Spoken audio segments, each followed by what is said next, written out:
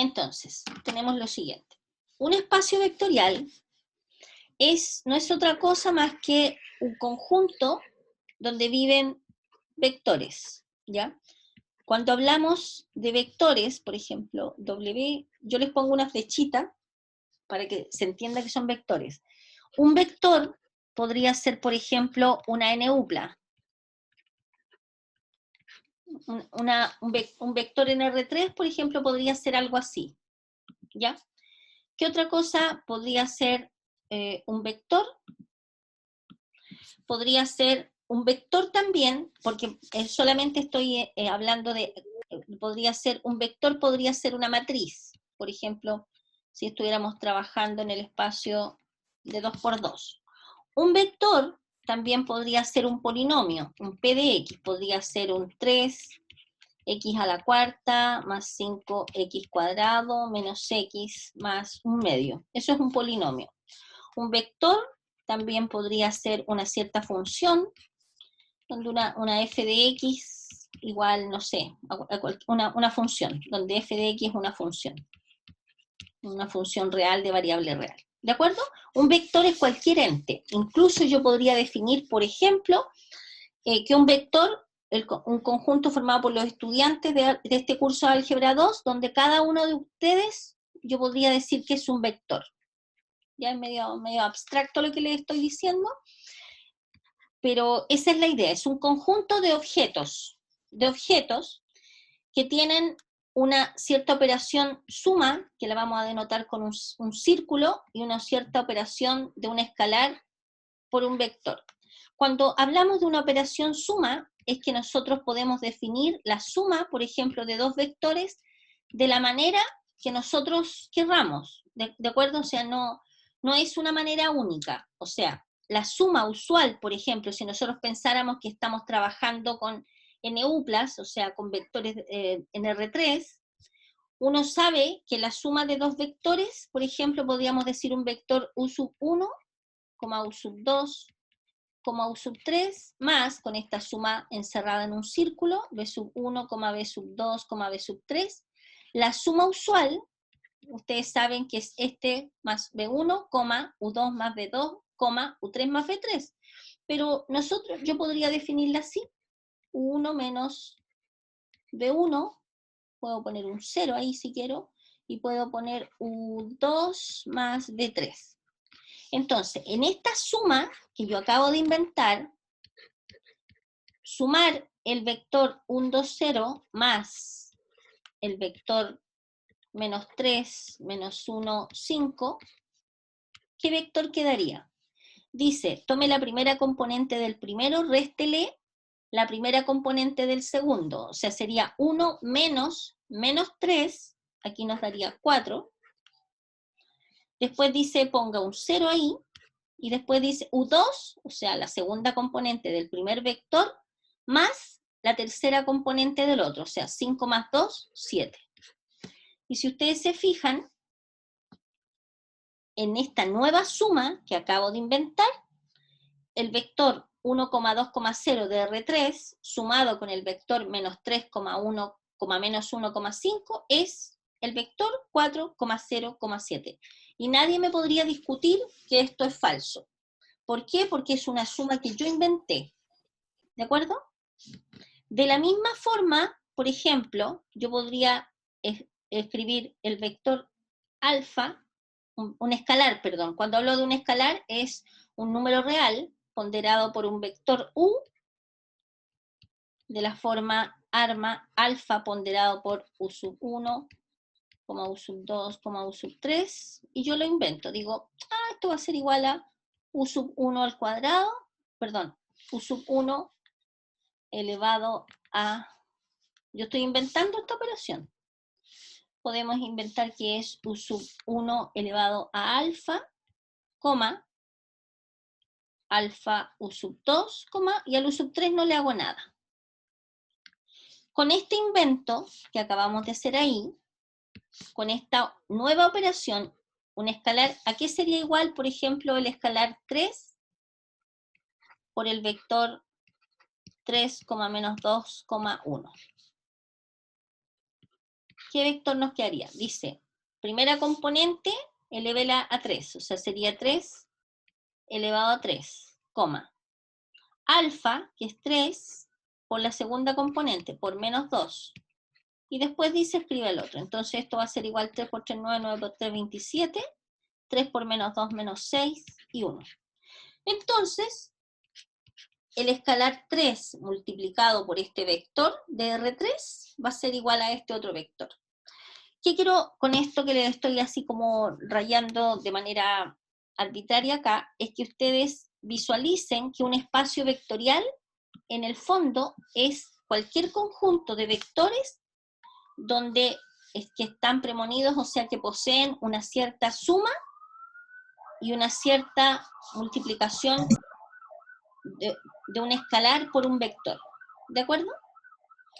Ahora ustedes me dicen, profe, pero bueno, al final entonces cualquier conjunto yo podría decir que es un espacio vectorial. La respuesta es no, no es cualquier conjunto, porque esta operación que uno inventa, que es una suma y la ponderación de un escalar por un vector, para que esto sea definido como un espacio vectorial, tiene que cumplir con ciertas propiedades. ¿Qué propiedades? Son 10 propiedades, que es las que vamos a ver, ¿de acuerdo? Si la definición de la operación suma y la definición de la operación ponderación de un escalar por un vector no satisface esas 10 propiedades, significa que esto no es un espacio vectorial. ¿De acuerdo? Entonces, algo es un espacio vectorial, es un conjunto con elementos que de ahora en adelante vamos a llamar vectores, que este conjunto premonido de una suma y de una como multiplicación o ponderación de un escalar por un vector de los que está acá, tiene que cumplir 10 propiedades. Ahora, primero, por ejemplo, la primera propiedad que vamos a analizar es que si uno tiene un vector y lo suma con otro, va a dar un tercer vector, fíjense que esto se llama la propiedad de clausura, nos va a dar un tercer vector, que va a ser el vector de este más este otro, que tiene que pertenecer al mismo conjunto. Eso se llama propiedad de clausura. O sea, si tomamos un vector de una especie y lo sumamos con otro vector de la misma especie, el resultado tiene que ser la misma especie. Cuando hablo de especie, quiero decir, por ejemplo, si estamos trabajando con matrices de 2 por 2 y le sumamos una matriz de 2 por 2, el resultado de esa suma no puede ser una matriz de 2 por 3 o de 3 por 3. Tiene que ser también una matriz de 2 por 2, o sea, tiene que pertenecer al mismo conjunto. Y lo mismo, que si tomamos un escalar alfa y lo ponderamos por un vector, eso va a dar un nuevo vector que también va a ser de la misma naturaleza que el que estamos trabajando. Si acá hay matrices de 2 por 2, esto que está acá tiene que ser una matriz de 2 por 2. ¿De acuerdo?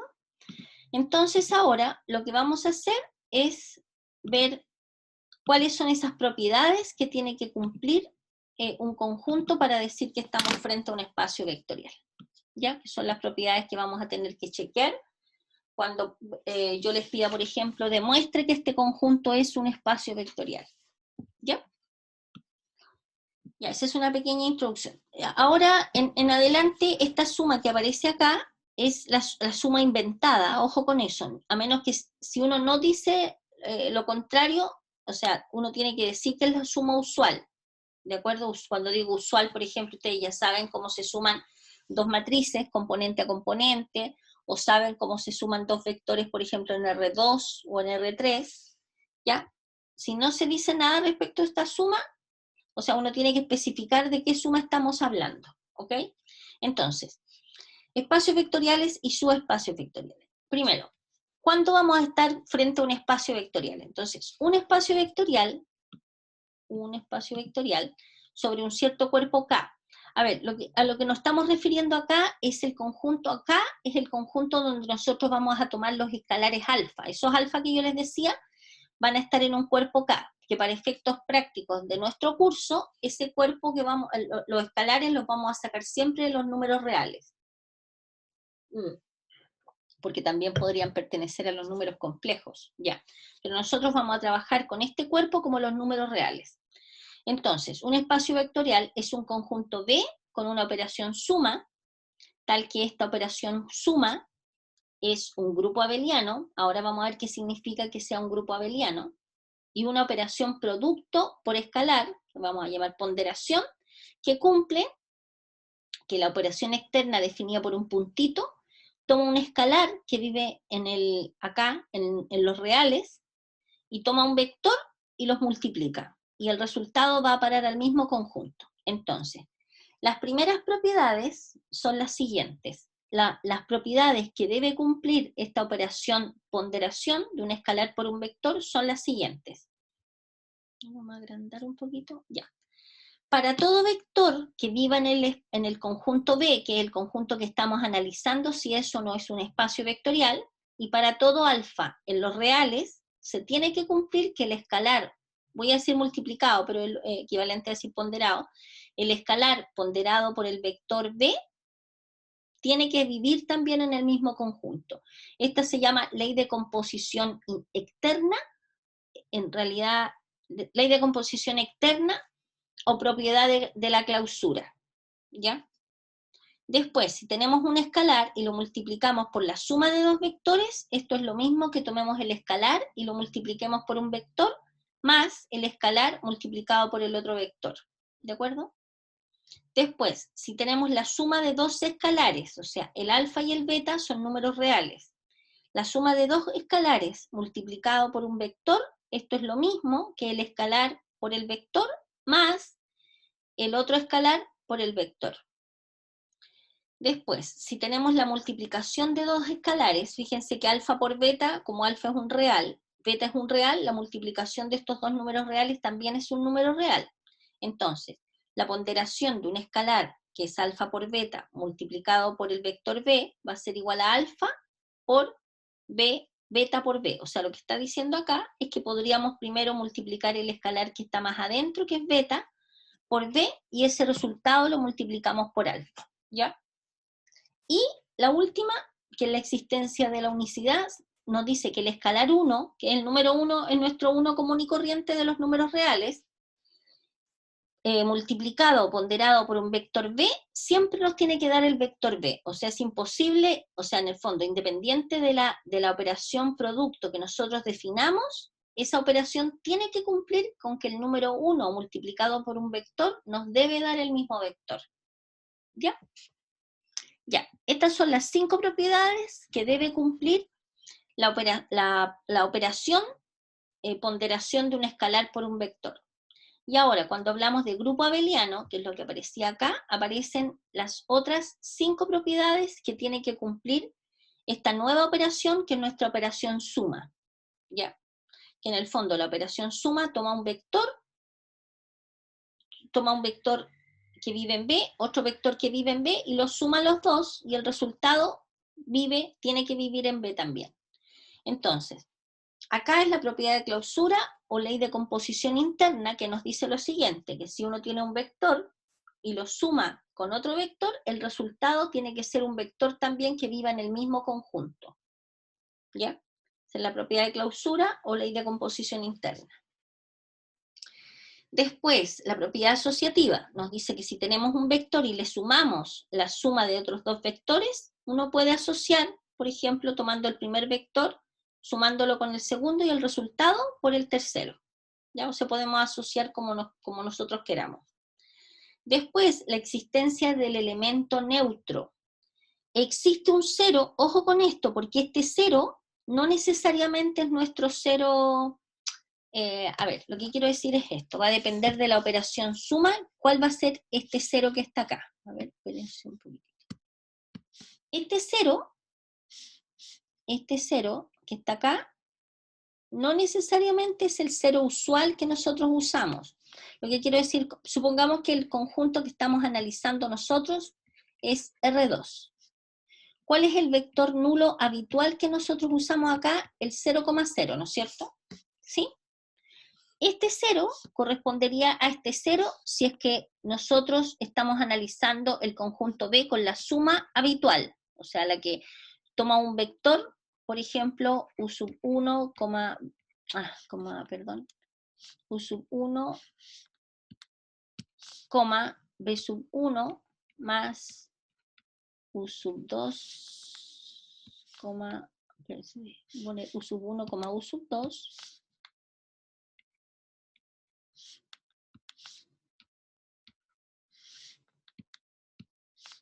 más b sub 1, b sub 2, que serían dos vectores, un vector u y un vector b, en la suma usual de vectores, que es primera componente con la primera componente, y segunda componente con la segunda componente. Esta suma que está acá es la suma usual. En esta suma, que es la que está definida aquí, el vector nulo es este que está acá. Pero si yo defino otra suma, el vector nulo va a ser otro. A ver, vamos a trabajar en el mismo R2. Supongan ustedes, aquí voy a aprovechar el ejercicio, para mostrarles cómo que existen otros ceros, que van a depender de la operación que uno defina. Supongan ustedes que yo defina u sub 1, u sub 2 más b sub 1, b sub... perdón. De nuevo, ábrete ese botoncito que no tengo, b sub 1, b sub 2. Supongan que yo defina acá u sub 1 más u sub 2, y acá voy a definir, por ejemplo,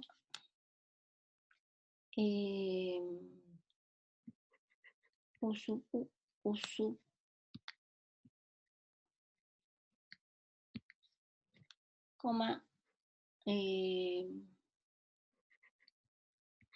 u sub 2. Yo defino esa suma así, no hay problema, yo la estoy definiendo y por lo tanto la defino como yo quiera. Se fijan que es una suma distinta, ¿no es cierto? ¿Sí? Entonces la pregunta sería, en esta nueva suma, dígame, ¿cuál es su vector nulo? ¿Ya? ¿Qué propiedad tendría que cumplir este vector nulo si nosotros estuviésemos en un espacio vectorial? Tendría que cumplir la propiedad que el 0, ese vector, miren, este vector nulo, yo lo vamos a llamar E sub 1, E sub 2, donde la idea es que identifiquemos cuánto es E sub 1 y cuánto es E sub 2. En este caso, el E1, E sub 1 vale 0 y el E sub 2 vale 0. ¿Se fijan? En este caso, con esta suma. Entonces ahora queremos encontrar el vector nulo con esta nueva suma. Entonces, este vector tiene que ser tal que si tomamos un vector, el vector nulo, y lo sumamos con un vector cualquiera, tiene que ser lo mismo que si tomamos el vector cualquiera, perdón, hay un coma, tiene que ser lo mismo que, perdón, déjenme hacer una parte primero. Debería darnos ¿qué cosa? Si este es el vector nulo más un vector, debería darnos el mismo vector, ¿cierto? No debería hacerle nada. ¿Estamos de acuerdo con eso? El vector nulo más el vector tiene que darnos el mismo vector. Pero ¿qué cosa es esta suma?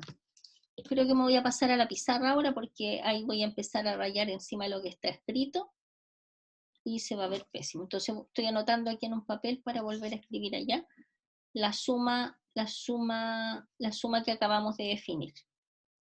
Me paso inmediatamente a la pizarra. 1, 2. Ya. Vamos a la pizarra mejor, ¿ya?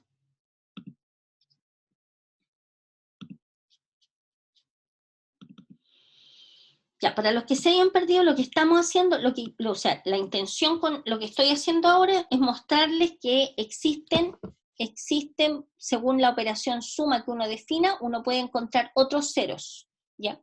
Entonces, veamos, nosotros habíamos definido que la suma era u sub 1, u sub 2, sumado con b1, b2, la definimos de esta manera, era igual a u sub 1 más b sub 1, b sub 2.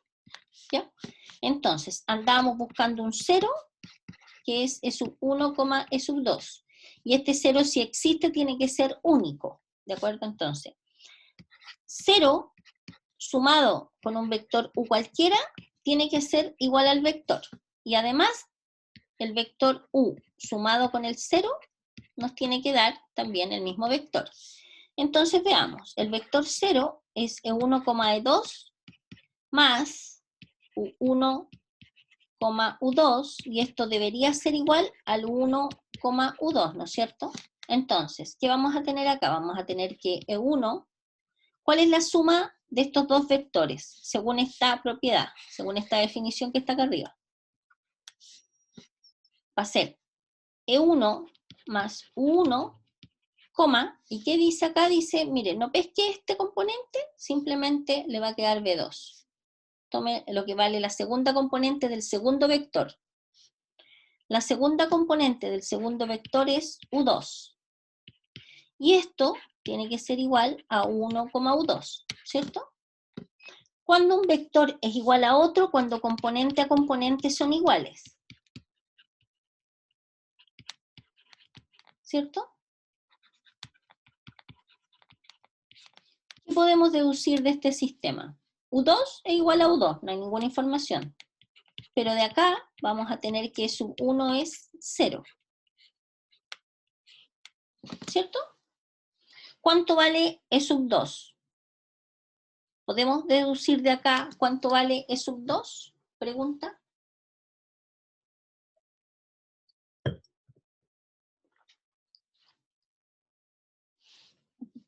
¿Se puede o no se puede? Definitivamente no se puede, ¿cierto? Entonces, bueno, vamos a trabajar por esta otra propiedad, a ver si por acá hay información. Tomamos el vector u, que es un 1, U2, le sumamos este vector que andamos buscando, y debería dar U1, U2, ¿cierto? Entonces nos va a quedar que U1 más E1, U... ¿qué pongo aquí? Necesito que alguien me responda para ver si se está extendiendo esto. ¿Qué tengo que poner aquí? E2. Exacto, de acuerdo a la definición, ¿cierto? Y de acá, ¿qué vamos a tener? Que U1 más E1 es igual a U1 y que E2 es igual a U sub 2.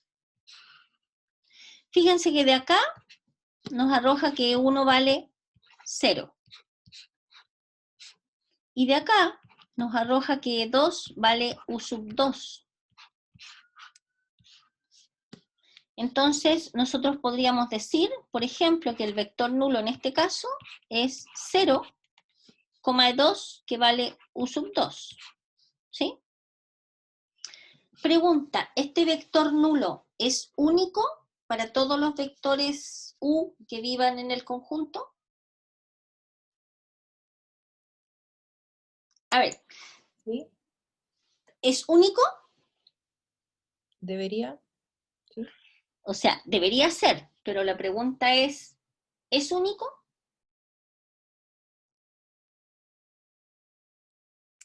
Es que no sabemos el valor de U2. Supongan ustedes que yo me tomé un vector U, el 1,3. ¿Cuál sería el vector nulo para este vector?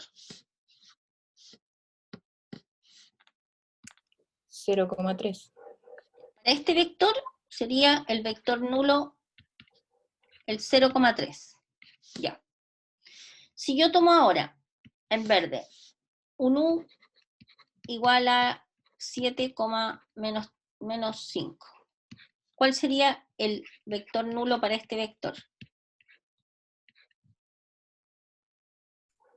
0,-5. Ya. Pregunta. ¿Este es único para todo U? ¿Este es único para todo U?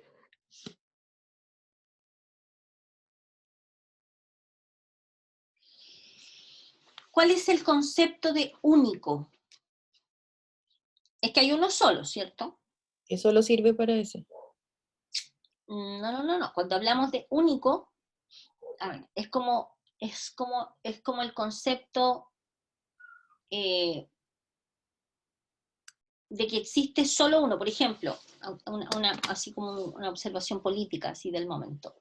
Existe solo un presidente en el año 2020 para Chile.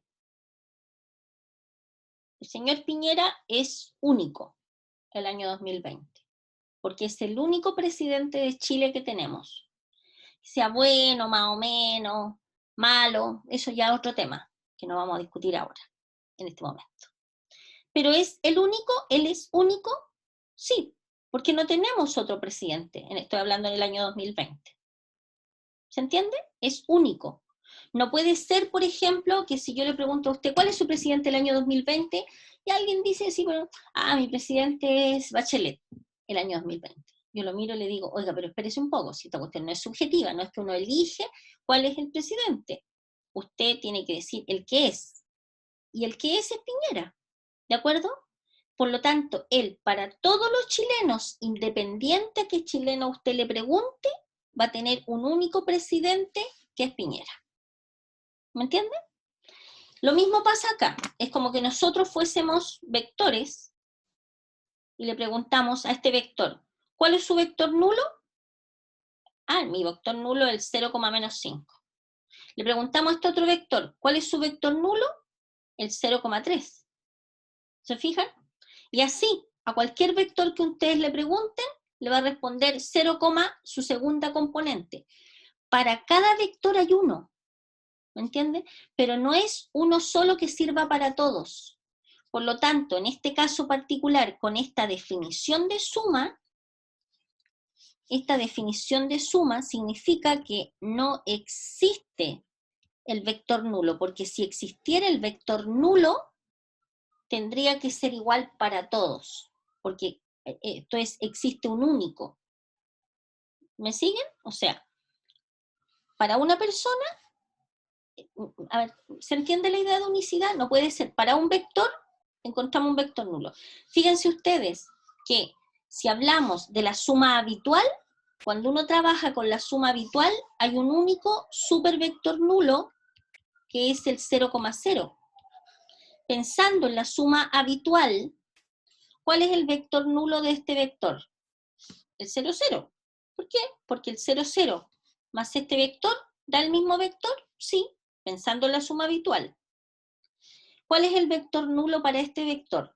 El 0, 0. Sí, ¿por qué? Porque tomo este vector y lo sumo con el vector nulo y me da el vector original, sí.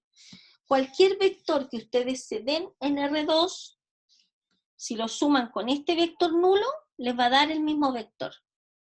Este es el elemento neutro y es uno solo, es único para todos los vectores que están en el conjunto. Por lo tanto, como conclusión final, si nosotros definimos la suma de esta manera, esta no sería la definición de un espacio vectorial porque se caería en la existencia del vector nulo. No existe un único vector nulo para todos los vectores. Por lo tanto, esta suma no define una operación que nos haga implicar que R2 con esta suma sea un espacio vectorial. R2 con esta suma no es un espacio vectorial. ¿Por qué? Porque no satisface una de las condiciones que aparece, que estamos viendo, que es esta condición. Y si un conjunto con una operación determinada falla en alguna de estas propiedades o en alguna de estas propiedades, inmediatamente vamos a tener que no es un espacio vectorial. ¿De acuerdo? ¿Ya? ¿Ok? Ya. Entonces, lo que estábamos mostrando era acá, la existencia del cero que pertenece al vector, y aquí solo falta una cosa que se las voy a poner al tiro, se las voy a escribir.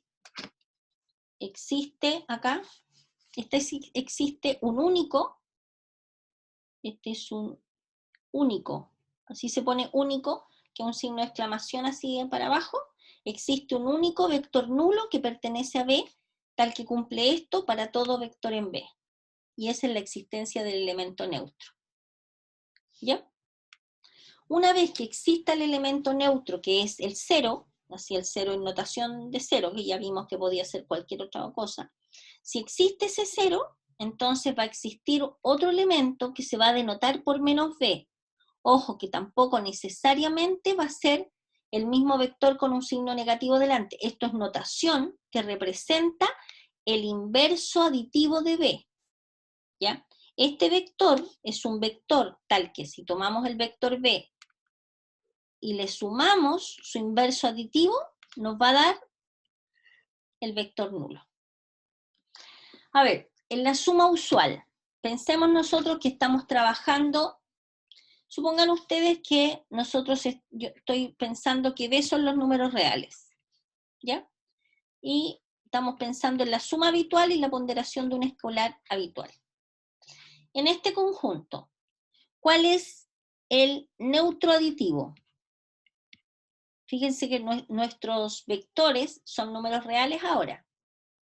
¿Cuál es el elemento neutro? El escalar 0, ¿no es cierto? O sea, el número 0. ¿Cuál es, por ejemplo, el inverso aditivo?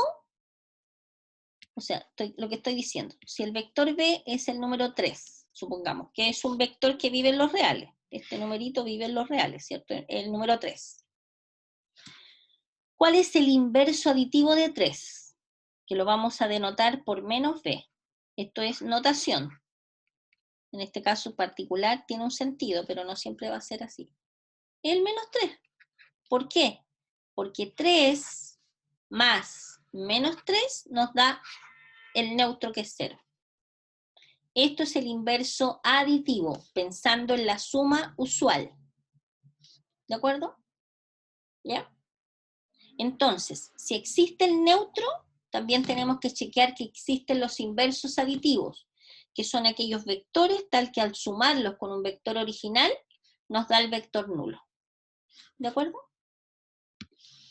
Ya. Después que tengamos esto que está acá, también se tiene que cumplir la propiedad conmutativa. O sea, que si tomo un vector y lo sumo con b más w, es lo mismo que w más b. ¿Ya? ¿De acuerdo? Ya. Entonces, tenemos hasta ahora 10 propiedades y me está faltando la propiedad distributiva. Ya, me faltó, ya no está la propiedad distributiva, la voy a agregar. Además de estas 10 propiedades que aparecen acá, no, las tengo ahí arriba. No, están acá, están listas. Tenemos estas 10 propiedades. Si un conjunto con una suma específica y con una ponderación específica falla en una de estas propiedades, automáticamente nosotros vamos a decir que ese conjunto, déjeme que se me cambie el lápiz, ese conjunto no es un espacio vectorial. O sea, B con una cierta suma y la ponderación por una escalar, si falla, basta que falle en una sola de estas 10 propiedades para que nosotros vamos a decir que no es un espacio vectorial. Un espacio vectorial. Si cumple las 10 propiedades, vamos a decir que sí es un espacio vectorial. A ver, positivamente para ustedes, en términos generales, yo lo que les voy a pedir es que ustedes determinen, por ejemplo, con un ejercicio que viene después, si ese conjunto con esa operación suma y esa ponderación por un escalar, eso no es un espacio vectorial. Y en general, dado que las evaluaciones no son infinitas, no va a ser, por lo tanto, lo que ustedes sí tienen que hacer es revisar estas 10 propiedades en cuál de estas propiedades falla. ¿De acuerdo? ¿Ya? Vamos a hacer un ejercicio. Primero les voy a dar 5 minutitos de descanso y después, así como despejados, con un cafecito en la mano, un tecito, vamos a hacer uno de los ejercicios que aparecen acá. ¿Ya? Entonces, tienen 5 minutillos. Bien. Vamos a hacer este ejercicio, ¿ok? El ejercicio consiste en lo siguiente. Si en R2 se considera, este es el tipo de ejercicio que se podrían preguntar en esta primera parte de la materia, ¿ok? Si en R2 se considera la suma habitual de pares ordenados, por ejemplo, decir A, B más C, D, igual a más C, B más D, se fija que esta es la habitual. O sea, tomar la primera componente, sumarla con la primera del otro y tomar la segunda componente del primer vector y sumarla con la segunda componente del segundo vector. Esta es la suma común y corriente. Y la ponderación de un escalar por un vector, fíjense que en este caso particular es diferente. ¿Por qué? Porque nos dice, si usted tiene un escalar por un vector, en la primera componente tome el mismo escalar, o sea, no le haga nada, y en la segunda multiplíquelo por el escalar. ¿De acuerdo? Se fijan que hay solo acá cambia la definición de la ponderación usual. O sea, en el fondo, a la primera componente uno no le hace nada cuando multiplica un vector por un escalar. Entonces dice, muestre que este no es un espacio vectorial, con esta suma, con esta ponderación y los escalares, los alfa, que vivan en los reales. Ya por eso se agrega ese R que está ahí. Entonces, lo que uno tiene que hacer es buscar en qué propiedad podrá fallar.